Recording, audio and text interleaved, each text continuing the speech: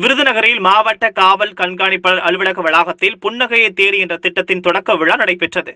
காணாமல் போன குழந்தைகளை கண்டுபிடிக்க மற்றும் பெற்றோரை பிரிந்து உள்ள குழந்தைகளை கண்டுபிடித்து பெற்றோர் வசம் ஒப்படைப்பதற்கான சிறப்பு நடவடிக்கையாக இத்திட்டம் ஆரம்பிக்கப்பட்டுள்ளது. விருதுநகர் மாவட்டத்தில் கடந்த 10 ஆண்டுகளில் காணாமல் போன 10 குழந்தைகள் இதுவரை மீட்கப்படாமல் நிலுவையில் உள்ள குழந்தைகளை கண்டுபிடிக்கும் பணியில் சிறப்பு குழு அமைக்கப்பட்டுள்ளது. இந்த சிறப்பு குழு மாவட்ட காவல் கண்காணிப்பாளர் பெருமாள் தலைமையில் செயல்படுகிறது. புன்னகையை தேடி என்ற திட்டத்தின் கீழ் இன்று விழிப்புணர்வு வாகனத்தை பெருமாள் தொடங்கி வைத்தார்.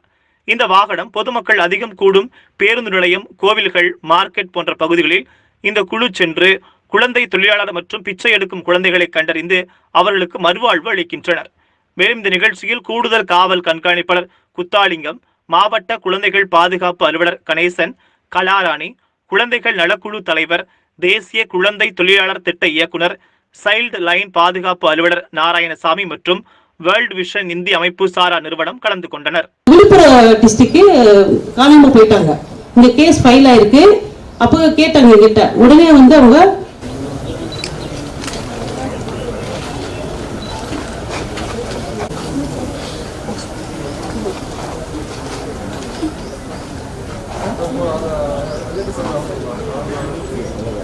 அம்மா அப்பா கிட்ட நான் போறேன்னு சொல்லி வாக்குமூலம் கொடுத்திருந்தாங்க.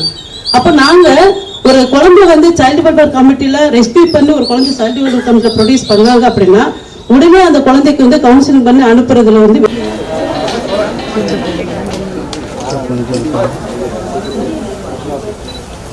இந்த ஹியூமன் டிராஃபிக்கிங் இதுக்கு எல்லாமே நோடல் ஆஃபீஸர் சிபிசிஐடி தான்.